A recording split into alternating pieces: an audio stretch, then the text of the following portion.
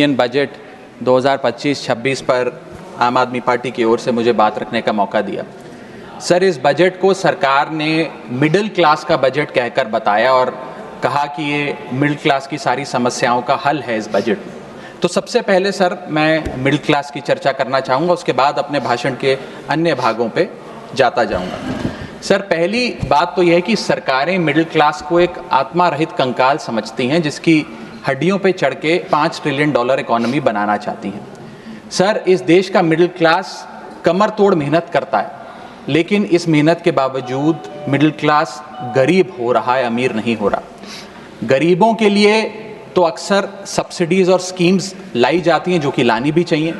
अमीरों के लिए production linked incentives, rebate, tax incentives, न जाने क्या क्या लाया जाता है, लेकिन इस देश के मिडिल क्लास को कुछ हासिल नहीं होता।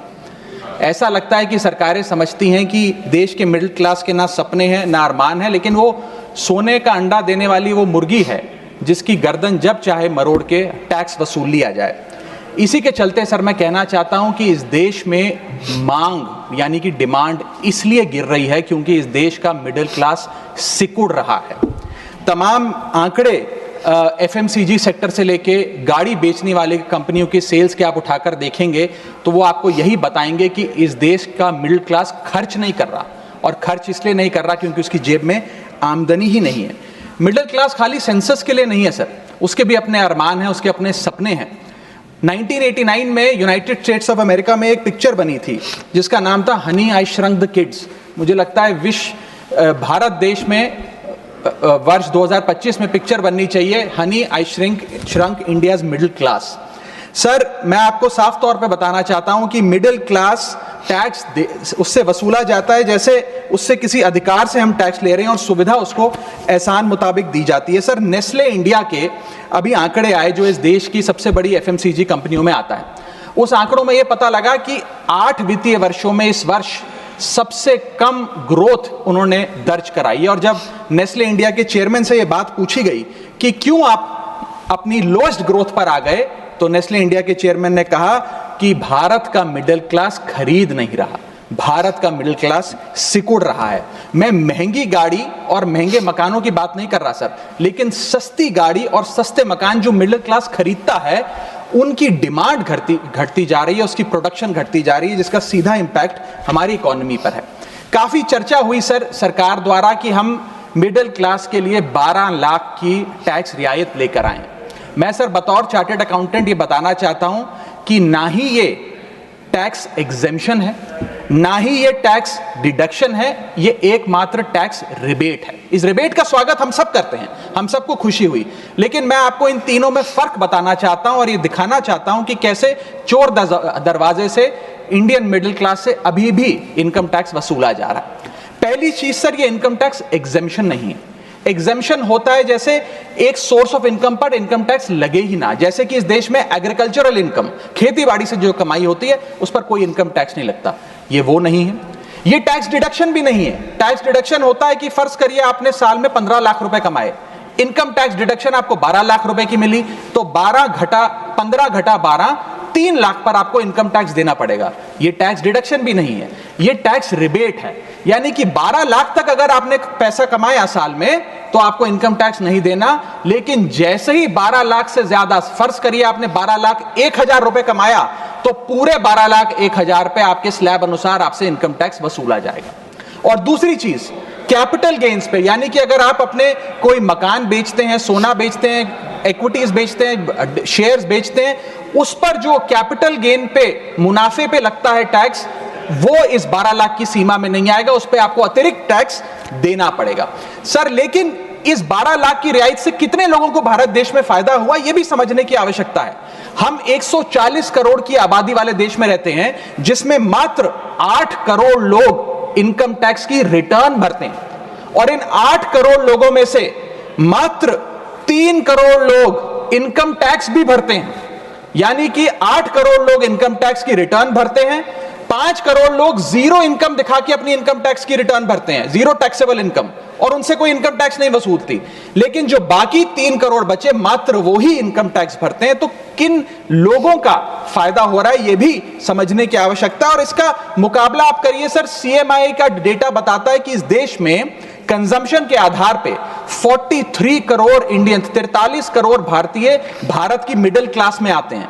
43 करोड़ में से मात्र 2 से 3 करोड़ लोगों को ही इसका फायदा होने जा रहा है। उसका हम स्वागत करते हैं, लेकिन बाकियों के लिए क्या?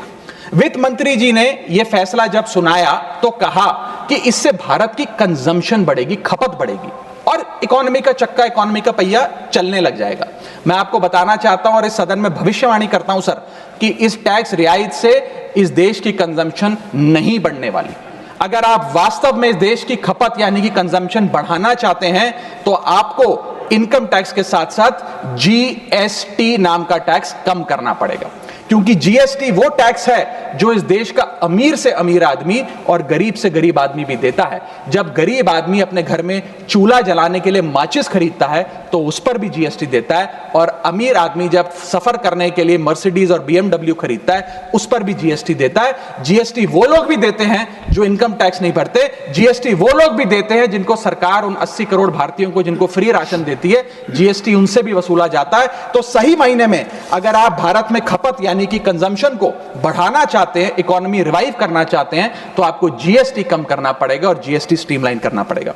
सर, मिडिल क्लास इस देश का सबसे देशभक्त क्लास है जो सबसे ज्यादा टैक्स देता है। और सर, जब नौकरी से लौटता हुआ साधारण पैंट शर्ट पहने मिडिल क्लास का आदमी मेट्रो की लाइन में खड़ा होता है तो उसे यह चिंता नहीं होती कि घर जाकर कौन सी पिक्चर देखूंगा या कौन सा पकवान खाऊंगा।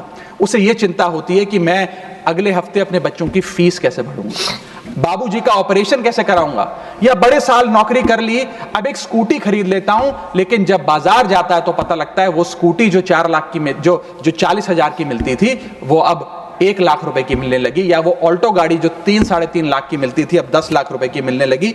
ये सच्चाई है सर, और इसलिए है क्योंकि सर सैलरी बढ़ती नहीं, बचत होती नहीं, सिर्फ और सिर्फ महंगाई बढ़ती है।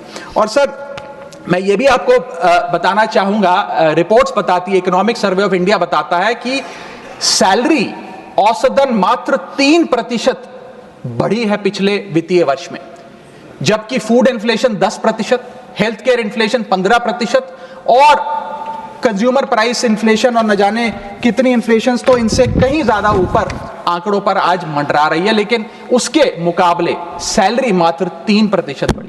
सर, देश का मिडिल क्लास एक बहुत बड़े डेट ट्रैप में भी फंसने जा रहा है। मैं ये भी भविष्यवाणी आज करना चाहूंगा, क्योंकि भारत का household debt to GDP ratio आज 40% पे खड़ा हो गया। सरल भाषा में बताऊं तो भारत के मिडिल क्लास परिवार आज रोजमर्रा के जीवन के लिए, अपने डेली एक्सपेंसेस के लिए लोन लेने पर मजबूर हो गए हैं, चाहे वो पर्सनल लोन हो, चाहे वो क्रेडिट कार्ड के जरिए हो, या चाहे वो अन्य प्रकार से फाइनेंशियल इंस्टीट्यूशन से ब्याज पर पैसा लेना हो।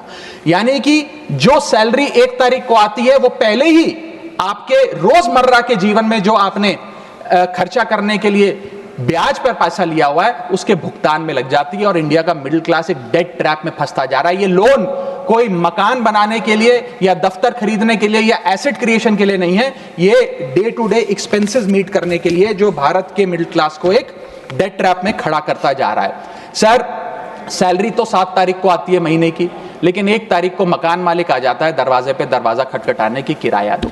और सारी उम्र काम करने के बाद एक मिडिल क्लास का आदमी सोचता है कि अंत में रिटायरमेंट के समय एक छोटा सा अपना मकान, जमीन खरीद के मकान बनाऊंगा। जमीन खरीद के मकान बनाना तो छोड़िए सर, आज रियल एस्टेट के प्राइसेस, आपकी अर्निंग्स, मिडिल क्लास की अर्निंग्स के मुकाबले इतने ज्यादा हैं कि रिटायरमेंट 2-3 जन्म काम करने के बाद, रिटायरमेंट लेने के बाद भी शायद वो 2 BHK अपार्टमेंट भी नहीं खरीद पाएगा। इसीलिए मिडिल क्लास आज सरकार को वो गाना सुनाना चाहता है कि सारी उम्र हम मर मर के जी लिए, एक पल तो अब हमें जीने दो। सच्चाई यह है सर कि मिडिल क्लास के घरों में जब कभी शादी का कार्ड आता है तो चिंता हो जाती है कि सगन में कितना पैसा देना पड़ेगा, और साथ ही साथ नया सूट सिलवाना पड़ेगा, ट्रेन का खर्चा हो जाएगा, एटसेट्रा। सर, मिडिल क्लास के साथ साथ मैं दूसरा बड़ा मुद्दा जो आज इस वक्तव्य में आपके सामने पेश करना चाहूंगा सर, वो है रेलवे का। सर, रेलवे का एक अतिरिक्त बजट आया करता था जिसकी प्रथा बंद हो गई। आप इस भारतीय रेल के महत्व इसी चीज से समझ सकते हैं कि उसके लिए एक अतिरिक्त बजट सदन में पेश किया जाता था। क्योंकि अब रेल बजट पेश नहीं होता तो उस पर व्यापक चर्चा भी नहीं होती। लेकिन इस वक्तव्य के माध्यम से मैं रेल बजट से संबंधी कुछ चीजें आपके सामने अवश्य रखना चाहूंगा। इस यूनियन बजट 2025-26 में माननीय वित्त मंत्री जी ने 2,55,000 करोड़ की फाइनेंशियल एलोकेशन रेलवेज की कैपेक्स के लिए मांगी है। ये 2009 से 2014 के बीच में लगभग 50,000 करोड़ होती थी, जो आज इतने गुना 5 गुना बढ़ के 2.5 लाख करोड़ से ऊपर हो गई है। तो इस पे व्यापक चर्चा अवश्य होनी चाहिए। सर, भारतीय रेल जो भारत की लाइफलाइन कहलाई जाती थी, आज उसकी स्थिति ऐसी है कि अगर मजबूरी ना हो तो शायद कोई यात्री रेल की ओर देखना भी ना चाहे। रेल जनता का रेल जरूर बना रही है और इसका कारण यह है कि भारतीय रेल को अपनी पीआर, सोशल मीडिया कैंपेन्स और रील्स ज्यादा पसंद है, ना कि रेल की सुविधाओं को कैसे बेहतर करना है वो पसंद है। सर, भारतीय रेल एक समय इस देश के 140 करोड़ आबादी का गौरव और उम्मीद हुआ करती थी, गरीबों का सहारा हुआ करती थी। लेकिन आज मैं बताना चाहता हूं कि भारतीय रेल की वो स्थिति है जो शायद ही पूरे सब कॉन्टिनेंट के तमाम रेलवे से अगर आप कंपेयर करें तो बद से बदतर होती जा रही है। सर, जितनी आबादी ऑस्ट्रेलिया की है, स्विट्जरलैंड की है, डेनमार्क की है, स्वीडन की और अन्य देशों की है, उससे ज्यादा लोग भारतीय रेल में रोज सफर करते हैं। सर, इतना महत्व है भारत की रेलवे का। लेकिन कई बड़ी चिंताएं आज भारत के एक आम रेल यात्री को सता रही हैं, जो मैं चाहूंगा इस बजटरी एलोकेशन के माध्यम से वित्त मंत्री जी और रेल मंत्री जी इसे एड्रेस करें। पहला है सर, घटती रफ्तार और बढ़ता किराया। सर, जहां दुनिया की ट्रैवल की रफ्तार बढ़ रही है, वहीं भारतीय रेल जो हमारी लाइफलाइन है उसकी रफ्तार घट रही है। पहले तो सर शताब्दी और राजधानी की स्पीड कम कर दी गई ताकि वंदे भारत की स्पीड बढ़ा दी जाए और उसको फास्टेस्ट ट्रेन घोषित किया जाए। लेकिन अब जून 2024 की रिपोर्ट बताती है कि वंदे भारत की भी स्पीड को कम कर दिया गया है। बताया जा रहा है कि हमारे रेल ट्रैक्स उतने पर्याप्त नहीं है कि इतनी तेज रफ्तार पे वंदे भारत भाग सके। सर, आज हम विश्व गुरु बनने तो अवश्य चले हैं, लेकिन यह बात जाननी भी जरूरी है कि चीन और जापान की सबसे स्लोएस्ट रफ्तार पे चलने वाली ट्रेन भारत की सबसे फास्टेस्ट रफ्तार पे चलने वाली ट्रेन से कहीं ज्यादा तेज दौड़ती है। सर, और अगर रेल धीमी होगी तो देश की इकोनॉमी, देश की अर्थव्यवस्था का चक्का धीमा चलेगा।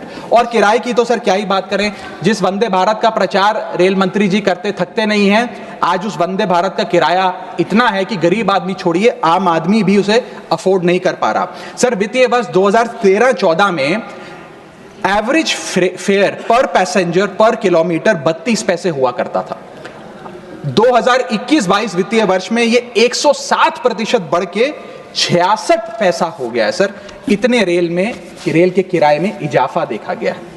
हवाई चप्पल वालों को हवाई यात्रा कराने का वादा था सर, लेकिन हवाई चप्पल पहनने वालों को इतना निचोड़ दिया कि शायद अब वो रेल यात्रा के भी लायक नहीं रहे। सर, दूसरी समस्या है, बुरी हालात है थर्ड एसी और सेकंड एसी के।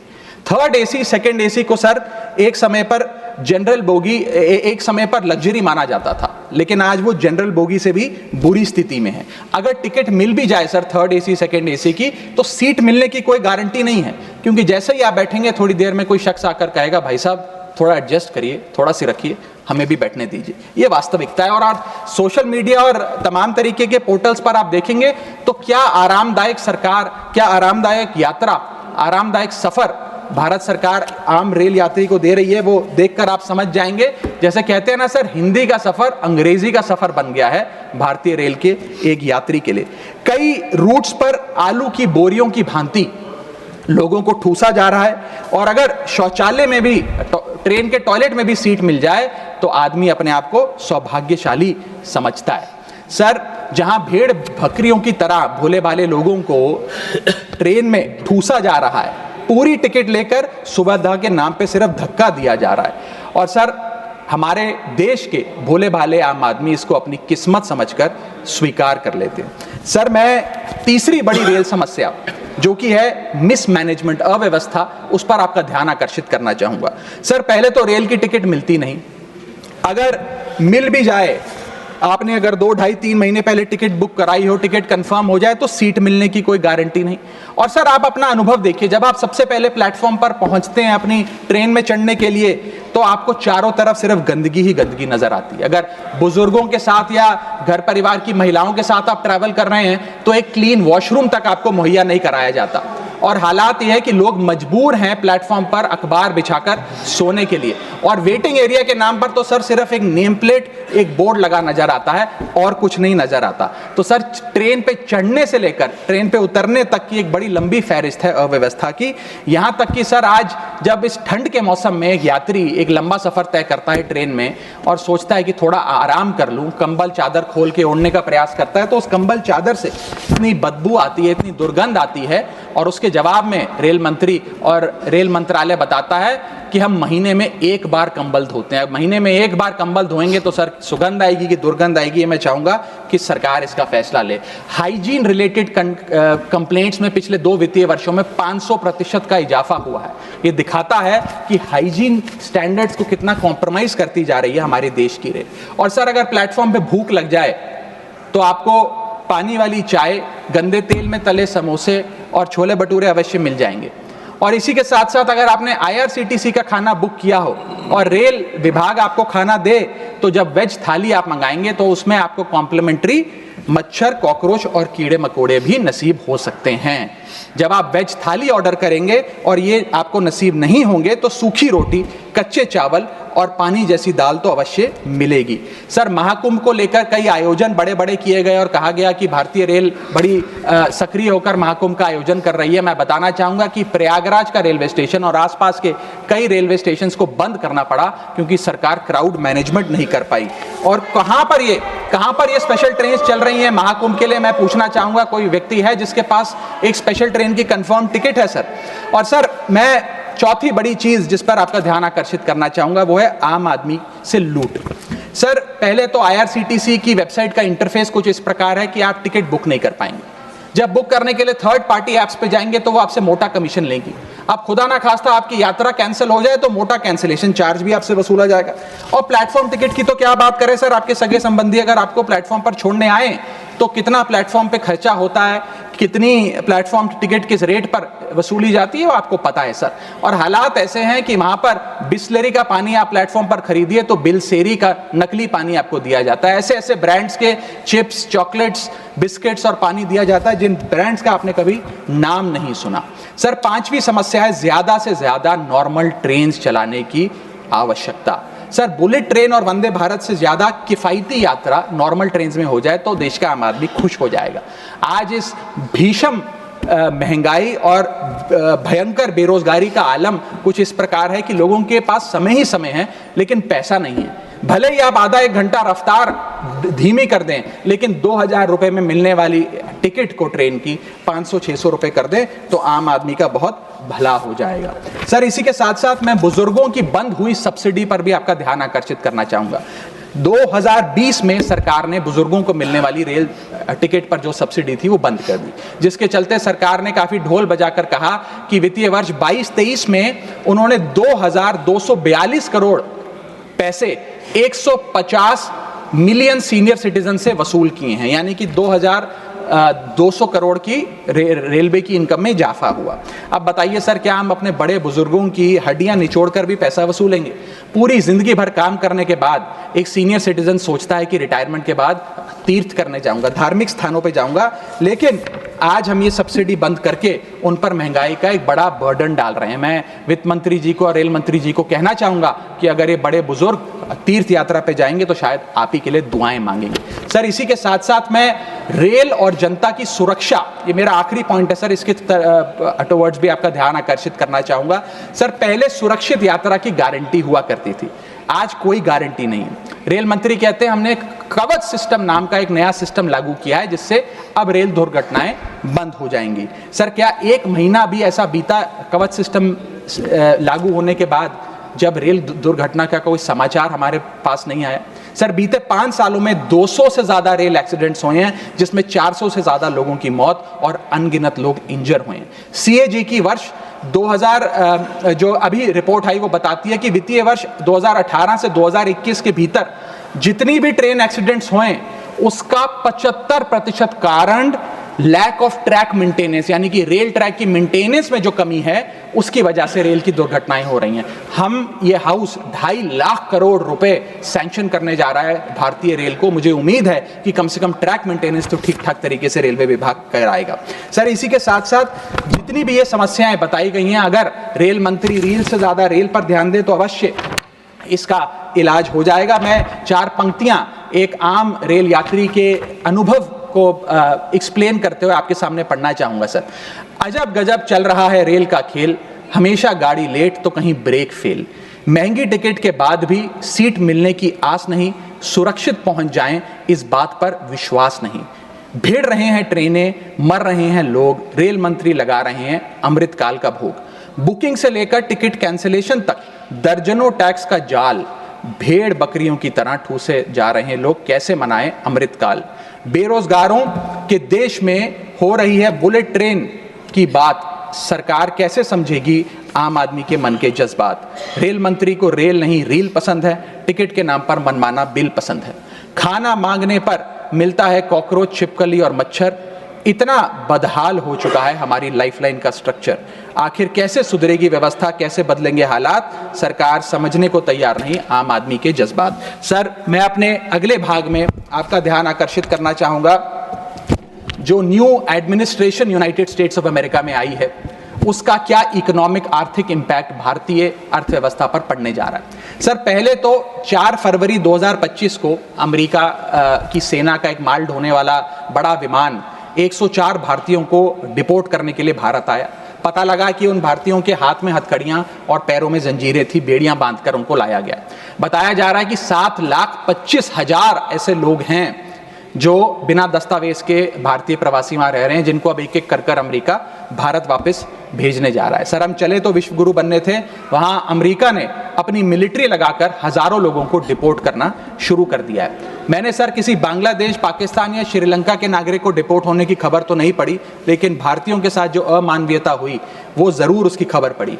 सर, मैं ये स्पष्ट करना चाहता हूं कि इलीगल माइग्रेशन को तो शायद इलीगल इमिग्रेशन को इस सदन में बैठा कोई भी व्यक्ति सपोर्ट नहीं करेगा, लेकिन सर जो उस नाउमीदी के शिकार रोजगार की तलाश में युवा गए, उनके साथ जो इनह्यूमन ट्रीटमेंट हुआ उसको लेकर तो हमें आवाज बुलंद करनी चाहिए। सर, 40 घंटे तक उनके हाथों और पैरों में बेड़ियां बांध के रखा गया, वॉशरूम तक नहीं जाने दिया गया। सर, इसको लेकर मुझे लगता है शायद इस देश के हर नागरिक का खून खौलता होगा।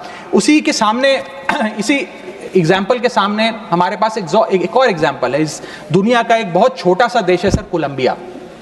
कोलंबिया के राष्ट्रपति गुस्तावो को जब पता लगा कि अमेरिका से एक सेना का माल ढोने वाला विमान इसी प्रकार कोलंबिया के नागरिकों को जो बिना दस्तावेज के वहां पाए गए कोलंबिया छोड़ने के लिए आ रहा है, तो उन्होंने उस विमान को लैंडिंग की अनुमति नहीं दी। उन्होंने कहा कि मैं अपना विमान भेजूंगा, कोलंबिया सरकार का विमान, और पूरे सम्मानजनक तरीके से मैं अपने नागरिकों को वापस लाऊंगा। सर, वास्तव में कोलंबिया जो डटकर अमेरिका के सामने खड़ा हो गया, वो असल विश्व गुरु बना इस महीने में तो। और मैं मिनिस्टर ऑफ एक्सटर्नल अफेयर्स से भी पूछना चाहूंगा सर कि वो खुद क्यों नहीं गए इन नागरिकों को, हमारे भाइयों बहनों को रिसीव करने, क्यों हमने जहाज नहीं भेजा, अपना भारतीय वायुसेना का जहाज उनको वापस लाने के लिए। और जब हमारे पास पहले से ही सूची थी कि इन 104 भारतीयों को डिपोर्ट किया जा रहा है, तो हमने इसके खिलाफ प्रोटेस्ट क्यों नहीं किया? क्या अमेरिकी दूतावास से किसी को बुलाया, किसी से चर्चा करी, अपना विरोध दर्ज कराया? और अंत में सर, गुजरात, उत्तर प्रदेश, महाराष्ट्र, पंजाब और हरियाणा, इन तमाम राज्यों के ये लोग थे जो आए, लेकिन प्लेन को न जाने किस कारणवश अमृतसर में उतारा गया। मैं चाहूंगा इस विषय पर भी, इस स्ट्रैटेजिक डिसीजन पर भी माननीय विदेश मंत्री जी ध्यान आकर्षित करें सदन का। सर, क्या आपने कभी सुना है कि स्विट्जरलैंड का कोई नागरिक, डेनमार्क का कोई नागरिक, ब्रिटेन का कोई नागरिक, नीदरलैंड का कोई नागरिक डंकी रूट के माध्यम से अमेरिका गया हो नौकरी की तलाश में? नहीं सुना होगा सर। भारतीय ही क्यों मजबूर है डंकी रूट के माध्यम से अमेरिका पहुंचकर वहां पर मेहनत मजदूरी, छोटी मोटी लेबर का काम करने के लिए? वो इसलिए सर क्योंकि इस देश में तमाम सरकारों ने हमारे देश के युवा को बेरोजगार रखा। वादा तो था सर 2 करोड़ नौकरियां देने का, लेकिन वो 2 करोड़ नौकरियां दे नहीं पाई सरकार। शायद लैक ऑफ अपॉर्चुनिटीज और अनएम्प्लॉयमेंट के चलते लोग अमेरिका जाने को मजबूर हो गए। मैं बताना चाहूंगा सर, आप इसको इस परिप्रेक्ष्य में भी देखने की कोशिश करें कि अमेरिका के सबसे पिछड़े राज्यों में एक राज्य है मिसिसिपी जो आता है। मिसिसिपी राज्य में अमेरिका की सबसे लोएस्ट पर कैपिटा इनकम है। मिसिसिपी की भी लोएस्ट पर कैपिटा इनकम $48,000 प्रति वर्ष है। उसका मुकाबला करिए सर, कंपेयर करिए भारत की पर कैपिटा इनकम से। भारत की पर कैपिटा इनकम मात्र $1160 है। कहां अमेरिका की सबसे गरीब राज्य की पर कैपिटा इनकम, यानी कि साल में औसतन मिसिसिपी में रहने वाला एक आदमी $48,000 कमाता है, वहां एक भारतीय औसतन $1160 कमाता है। तो क्यों नहीं कोई बेहतर जिंदगी के लिए, ज्यादा पैसा कमाने के लिए अमेरिका जाने पर मजबूर होगा सर। मैं डोनाल्ड ट्रंप एडमिनिस्ट्रेशन की जो इकोनॉमिक इंपैक्ट भारत पे पड़ने जा रहा है उस पर भी आपका ध्यान आकर्षित करना चाहूंगा सर। सबसे पहले H1B वीजास, ये H1B वीजा जो अब भारी रिस्ट्रिक्शंस के साए में फंसे हुए हैं, इसका सबसे ज्यादा अगर नुकसान किसी को होगा तो भारतीयों को होगा सर। वर्ष 2023 में 3,86,000 H1B वीजा एप्लीकेशन अमेरिकी सरकार को आई, जिसमें से 72% एप्लीकेशन भारतीयों की थी। यानी कि अगर H1B मुश्किल होगा तो सबसे ज्यादा मार भारत के स्किल्ड लोगों को पड़ेगी। दूसरा, स्ट्रिक्टर H1B वीजा, अगर स्ट्रिक्टर H1B वीजा होगा और H1B वीजा वालों के वेज में मॉड्यूलेशन करी जाएगी, उसके चलते तमाम वो कंपनियां जो भारतीयों को रोजगार देती हैं अमेरिका में, वो भारतीयों को निकाल कर लोकल अमेरिकन को जॉब्स देंगी, जिसके चलते एक बहुत बड़ी बेरोजगारी की फौज, हिंदुस्तानियों की फौज परेशान हो जाएगी, भारत वापस आने को मजबूर हो जाएगी। सर तीसरा पॉइंट, ट्रंप के प्रपोज्ड टैरिफ्स। ये टैरिफ्स क्या है सर, जिसकी इतनी चर्चा होती है कि ट्रंप एडमिनिस्ट्रेशन टैरिफ लगाने जा रहा है, प्रपोज टैरिफ लगाने जा रहा है। उसका सरल मैं एक उदाहरण के माध्यम से आपको समझाना चाहूंगा। टैरिफ को आप एक इंपोर्ट ड्यूटी के चश्मे से भी समझ सकते हैं। मान लीजिए अमेरिका में बैठा एक बायर हिंदुस्तान के एक मैन्युफैक्चरर से एक शर्ट खरीदता है 100 रुपए की। आज वो शर्ट उसे 100 रुपए की पड़ती है, लेकिन अगर ये अमेरिका की नई हुकूमत ट्रंप एडमिनिस्ट्रेशन 20% का टैरिफ शर्ट्स पर लगा दे, एपरल्स पर लगा दे, तो वो 100 रुपए की शर्ट अमेरिका के बायर को 100 रुपए की नहीं 120 रुपए की पड़ेगी। तो वो अमेरिका का बायर हिंदुस्तान से 120 रुपए की शर्ट खरीदने की बजाय 108 रुपए की, 105 रुपए की, 104 रुपए की वियतनाम, फिलीपींस और बांग्लादेश जैसे देशों से खरीदेगा। यह है टैरिफ का खेल, जिसके चलते एक्सपोर्ट्स घटेंगे, मांग घटेगी, कारखाने बंद होंगे, रोजगार जाएगा। सर पहला, आईटी एक्सपोर्ट्स। भारत $245 बिलियन का सालाना आईटी एक्सपोर्ट करता है। इसका 80% export United states of America को होता है। सबसे बड़ा प्रहार आईटी एक्सपोर्ट्स पे होगा।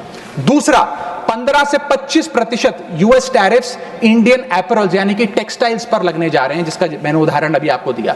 इसके चलते कॉस्ट एडवांटेज भारतीय मैन्युफैक्चरर्स की घट जाएगी, सोर्सिंग और बाइंग हिंदुस्तान से बंद हो जाएगी, और करीब करीब एस्टिमेट्स बताते हैं 2 मिलियन जॉब्स भारत की टेक्सटाइल और गारमेंट इंडस्ट्री की बंद हो जाएगी, जिसमें मेरे लुधियाने, पंजाब से लुधियाने में बहुत सारे टेक्सटाइल हब्स हैं, तमिलनाडु में है, गुजरात में, उनको सबको खामियाजा भुगतना पड़ेगा। सर इसके साथ साथ propose tariffs on Indian pharmaceuticals Donald Trump administration लगाने जा रही है। आज जितने भी pharmaceutical products, generic drugs, generic दवाइयां भारत यूएस को एक्सपोर्ट करता है, उन सब पर यह इंपोर्ट ड्यूटी लग जाएगी।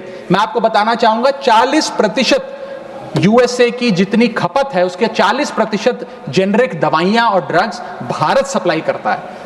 तो इतना बड़ा प्रहार भारत की इंडियन फार्मा इंडस्ट्री पे होने जा रहा है, जिसके चलते रेवेन्यू लॉसेस और जॉब लॉसेस होने जा रहे हैं। तीसरा point, proposed 25% US tariff on Indian auto companies. Automobile, auto parts बनाने वाली कंपनियों पर 25% की ड्यूटी लगाने जा रही है ट्रंप एडमिनिस्ट्रेशन, जिसके चलते $14 बिलियन का ट्रेड इंपैक्ट होने जा रहा है। और इसके चलते भारत में मैन्युफैक्चर हो रही ऑटोमोबाइल्स की डिमांड घटेगी, एक्सपोर्ट घटेगा, कारखाने बंद हो गए और 10 लाख से ज्यादा लोगों की नौकरियां जा सकती हैं।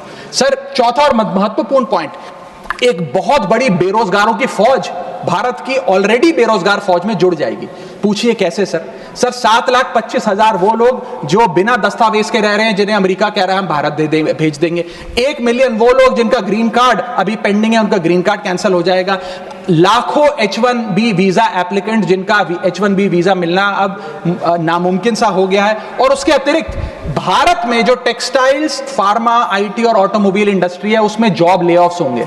यानी कि इन लाखों लोगों की, एक जो अनएम्प्लॉयड लोगों की फौज भारत आकर भारत की ऑलरेडी अनएम्प्लॉयड लोगों की फौज में जुड़ जाएगी, उसको कैसे हम इस इकोनॉमिक साइकिल में रीइंटीग्रेट करेंगे, कैसे इस अनएम्प्लॉयमेंट और अंडर एम्प्लॉयमेंट का सामना करेंगे। सर, मेरा आखिरी पॉइंट इस ट्रंप एडमिनिस्ट्रेशन का जो इकोनॉमिक इंपैक्ट भारत पर पड़ेगा उसके संदर्भ में है, वो ये है सर कि भारत की फॉरेन इनवर्ड रेमिटेंसेस घट जाएंगी, भारत का फॉरेक्स रिजर्व्स घटेगा।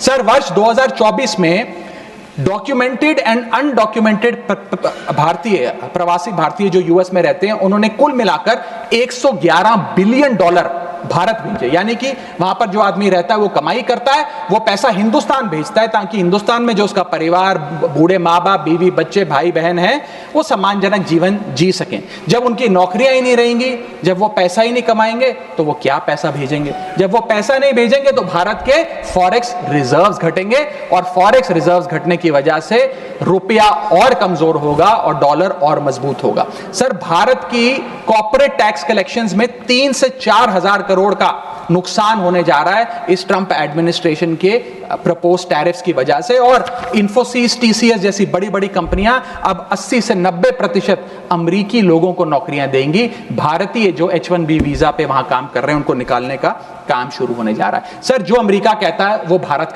हमेशा से करता है, एक वफादार दोस्त की तरह। अमेरिका कहता है ईरान से कम तेल खरीदो, हम कम तेल खरीदते हैं। अमेरिका कहता है मुझसे वेपन्स खरीदो, हम डिफेंस हेलीकॉप्टर्स उनसे खरीदते हैं। अमेरिका कहता है फलाना फलाने देश पे मैंने सैंक्शन लगा दिया, इस पे रिस्ट्रिक्शंस लगा दी, इससे आप अपना व्यापार बंद कर दो, हम व्यापार बंद कर देते हैं। अमेरिका कहता है रशिया से डिफेंस एयर सिस्टम ना खरीदो, हम उसे निलंबित कर देते हैं। लेकिन उसकी इन सारी चीजों को मानने और एक वफादार दोस्त होने के नाते हमने ये चीजें मानी भी, उसके बदले भारत को मिलता क्या है सर? और सर, सबसे जरूरी बात, भारत में एक बहुत बड़े वर्ग ने और खास तौर पे भारतीय जनता पार्टी के समर्थकों ने सोशल मीडिया पर कैंपेन चलाया ट्रंप को जिताने के लिए कि ट्रंप चुनाव जीत जाए। न जाने कितने ट्वीट, फेसबुक, इंस्टाग्राम, यूट्यूब पे वीडियो बना बना कर डाले कि ट्रंप जीत जाए। यहां तक कि कुछ लोगों ने तो हवन और अनुष्ठान भी किए कि डोनाल्ड ट्रंप अमेरिका के राष्ट्रपति फिर से बन जाए।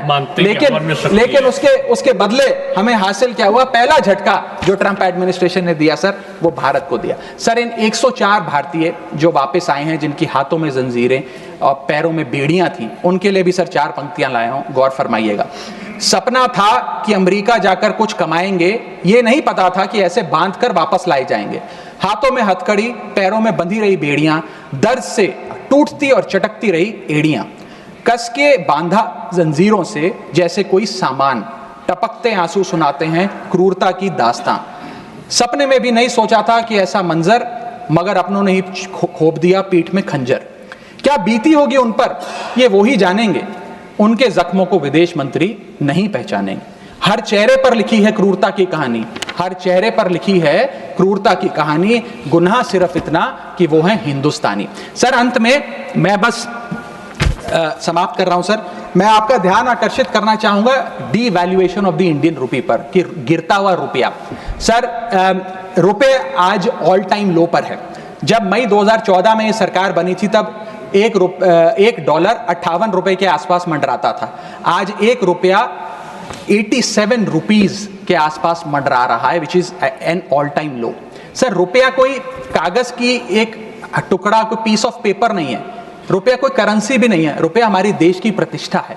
करेंसी गिरती है तो देश की प्रतिष्ठा गिरती है। तमाम देश एक दूसरे देश को कितना सम्मान देना है, ये इस बात से भी तय करते हैं कि उसकी करेंसी की कितनी वैल्यू है। और अगर हमारी इंटरनेशनल पहचान कमजोर होती है तो हमारी अर्थव्यवस्था भी कमजोर होगी। सर, इसके साथ साथ जैसे जैसे रुपया गिरता है, हमारे देश में इन्फ्लेशन वैसे वैसे बढ़ती है।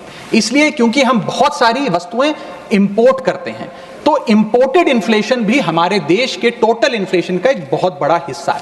मैं आपको उदाहरण के तौर पे बताना चाहूंगा सर, कि मान लीजिए एक शर्ट हम अमेरिका से खरीदते थे 74 रुपए की पिछले साल, क्योंकि $1 74 का था। आज वही शर्ट खरीदने के लिए हमें 86-87 रुपए देने पड़ेंगे। यानी कि भारत के लिए वो कॉस्ट पड़ेगी, भारत के बायर के लिए कॉस्ट पड़ेगी, और इन टर्न वो ज्यादा कॉस्ट आम आदमी को पास ऑन करी जाएगी। सर, 5 प्रकार की इन्फ्लेशन बढ़ रही है, क्योंकि डॉलर बढ़ रहा है और रुपया गिरता जा रहा है, रुपये न्यूनतम स्तर पे आके खड़ा हुआ है। पहला है food inflation. Sir, Bharat edible oils और पल्सेस बड़ी मात्रा में इंपोर्ट करता है। भारत की खपत खपत का 56% एडिबल ऑयल हम इंपोर्ट करते हैं और भारत की पल्सेस की कंजम्पशन का 15% क्वांटिटी हम इंपोर्ट करते हैं। जब इतनी बड़ी क्वांटिटी में हम ये चीज़ें इंपोर्ट करते हैं तो अगर रुपया गिरेगा, डॉलर कमज़ोर होगा तो हमारा फूड इन्फ्लेशन बढ़ेगा। दूसरा इन्फ्लेशन जो बढ़ेगा वो है एनर्जी इन्फ्लेशन। सर, हम अपने क्रूड ऑयल यानी कि पेट्रोल, डीजल और जेट फ्यूल्स जिसे मैं कहूँ उनको इंपोर्ट करते हैं। 85% भारत की जितनी खपत है उसका हम क्रूड ऑयल इंपोर्ट करते हैं अन्य देशों से। उसके अतिरिक्त कोल और नेचुरल गैस भी इंपोर्ट करते हैं। जब रुपया गिरेगा तो ये एनर्जी बास्केट की जो वस्तुएं हैं इनका दाम भी बढ़ेगा और ये और महंगी होती जाएंगी। और जब पेट्रोल डीजल के दाम बढ़ेंगे तो हर चीज पर इंपैक्ट आएगा, चाहे वो रोटी, कपड़ा, मकान, सब्जियां, फल और दूध ही क्यों ना हो। और इसी के चलते जब क्रूड ऑयल अंतर्राष्ट्रीय बाजार में घटता भी है, हम उसका लाभ अपने नागरिकों को नहीं दे पाते, क्योंकि भारत सरकार की तो जेब ढीली ही होती रहती है, क्योंकि रुपया गिर रहा है, ज्यादा रुपया हमें देना पड़ता है डॉलर खरीदने के लिए। सर, तीसरा इन्फ्लेशन जो डीवैल्यूएशन ऑफ इंडियन रुपी के चलते होगा वो है health care inflation. Bulk drugs, medical equipments और हेल्थ केयर कंज्यूमेबल्स बड़ी तादाद में अन्य देशों से भारत खरीदता है, जिसके सारे कॉन्ट्रैक्ट्स डॉलर में सेटल किए जाते हैं। इसके चलते रुपए गिरने की वजह से हेल्थ केयर के आइटम्स भी महंगे होते जाएंगे। चौथा इन्फ्लेशन है सर एजुकेशन इन्फ्लेशन। लाखों लोग, भारत के लाखों बच्चे विदेश में पढ़ाई करते हैं। माँ बाप कमाते तो रुपए में हैं, लेकिन ट्यूशन फी, अकोमोडेशन फी, लिविंग एक्सपेंसेस, ये तमाम चीजें डॉलर में खर्च करने पे मजबूर होते हैं। इसीलिए सबसे ज्यादा अगर किसी को हिट करेगा ये डीवैल्यूएशन ऑफ द इंडियन रुपी, तो उन लोगों को करेगा जो विदेश में पढ़ रहे हैं। सर, आज से 4 साल पहले एक संपन्न परिवार अगर अपने बच्चे को यूनाइटेड स्टेट्स ऑफ अमेरिका में 4 साल का अंडर ग्रेजुएशन कोर्स कराने के लिए भेजता था तो करीब करीब 1 करोड़ रुपए का खर्चा आता था। आज क्योंकि डॉलर इतना मजबूत और रुपया इतना कमजोर हो गया है, ये अमाउंट बढ़ के 2 से 2.5 करोड़ रुपए हो गया। सर, इसी के साथ साथ मैं बताना चाहूंगा कि 5वीं बड़ी इन्फ्लेशन जो इस देश में होने जा रही है गिरते हुए रुपए के चलते, वो है electronics inflation. Sir, major electronic components Bharat import करता है। सर, समाप्त कर रहा हूं। भारत इंपोर्ट करता है। इन सारे इलेक्ट्रॉनिक आइटम्स की सेटलमेंट यूएसडी में होती है। जब रुपया गिरता है, ये सारे पदार्थ भारत में महंगे मिलेंगे, यानी कि महंगा लैपटॉप, महंगा फोन, महंगा टैबलेट, महंगा आईपैड। और इलेक्ट्रॉनिक मैन्युफैक्चरिंग यूनिट जो इलेक्ट्रॉनिक कंपोनेंट्स इंपोर्ट करते हैं इनपुट के लिए, वो भी महंगा होता जाएगा। सर, अंत में मैं बस एसबीआई की एक रिपोर्ट कोट करना चाहूंगा जो बताती है कि अगर रुपया 5% गिरता है तो भारत में इन्फ्लेशन 0.5% बढ़ती है। Direct correlation between decline of the Indian rupee and increase in the inflation. अंत में बस इतना कहूंगा सर, कई बार राजनीतिक बयान आते हैं जब रुपया गिरता है। एक मंत्री हैं, एक मंत्री, बस समाप्त सर 30 सेकंड्स, एक मंत्री रहे वाजपेयी सरकार में भी, इस सरकार में भी रहे, अब तो नहीं है खैर, लोकसभा में एमपी हैं। उन्होंने एक बयान दिया था जब रुपया गिरा था। उन्होंने कहा था the worth of the Indian rupee against the dollar was equivalent to Rahul Gandhi's age when UPA came to power. Today it is equal to Sonia Gandhi's age and very soon it will touch Manmohan Singh age. Sir, आज लोग वो कहाँ हैं? आज क्यों नहीं बयान देते? आज रुपए पे क्यों नहीं चिंता करते? अब कोई ध्यान क्यों नहीं देता? रुपए पर बयान क्यों नहीं देता? रुपया तो हर दिन गिर रहा है, अब कोई रुपए पे गिरते रुपए पे ज्ञान क्यों नहीं देता? ये मैं पूछना चाहूंगा। बहुत बहुत धन्यवाद। Thank you. बहुत धन्यवाद। नेक्स्ट श्री राम जी।